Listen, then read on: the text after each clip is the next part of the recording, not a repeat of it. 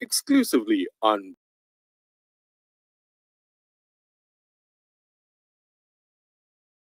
to have Mr. Nico Kleynhans join us in studio. Good morning, sir, and thank you for your time. Thank you for inviting me.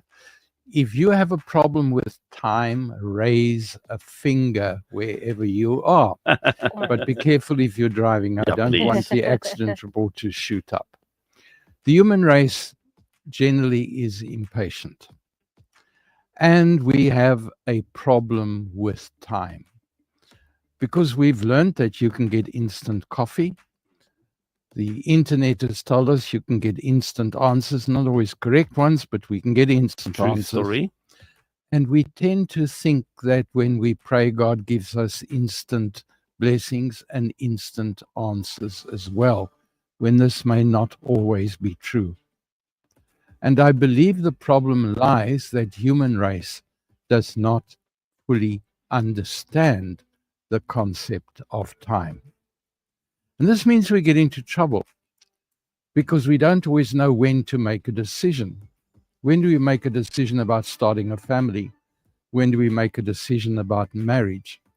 When do we respond to that awful letter that does need a response, but we're afraid, so we avoid it.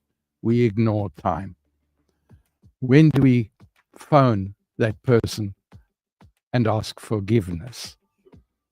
We don't like doing it, so we don't. We delay, we play with time. So I want us to imagine just for a couple of seconds that we're living in an alternative world where 1 year passes in an Earth minute. Okay, so a year passes in 60 seconds. In 60 seconds. So if that game happens, then Abraham walked the earth 3,800 years ago, or 67 hours ago. Okay. And Jesus walked the earth 33 hours ago. And from birth to his ascension took 30 minutes. Van Riebeck landed in the Cape of Good Hope 15 days ago. Sure. I converted to Christianity in a Methodist church. The founder, Charles Wesley, lived for 80 minutes. In those 80 minutes, he wrote 6,500 hymns. His concept of time was different from many other people's. The National Party introduced apartheid into law 77 minutes ago, according to that timeline. I was born 1 hour and 15 minutes ago. Here's the scary bit.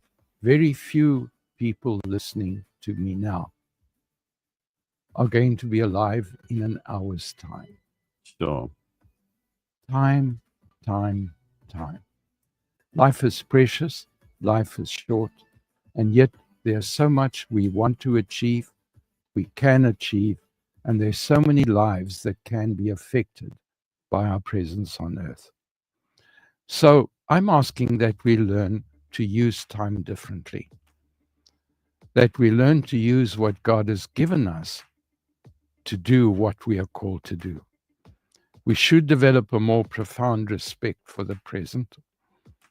We need to have a more profound vision for what we want to do in our lives. And lastly, that will mean we have fewer regrets later. So what decisions do you have to make today? Is it an account you've got to go and pay? Is it an investment that you've been putting off that you haven't made? Is there an apology you need to make to somebody? Who can you bless by making some kind of contact today? And above all, who should you forgive today? Because often that prevents us from moving forward in a relationship. And then only at a funeral do we wish we had made some move. So time we can control. We don't have to be controlled by time. Have a good day. Sure. Thank you, Nico. And a reminder from Ephesians chapter 5, Don't waste your time on useless work or mere busy work, the barren pursuits of darkness. Expose these things for the sham they are. It's a scandal when people waste their lives on things they must do in the darkness when no one will see. Rip the cover off those frauds and see how attractive they look in the light of Christ. Wake up from your sleep, climb out of your coffins. Christ will show you the light. So watch your step, use your head, and make the most of every chance you get. These are desperate times. So thank you, Mr. Nico Kleynhans. Very, very on point there.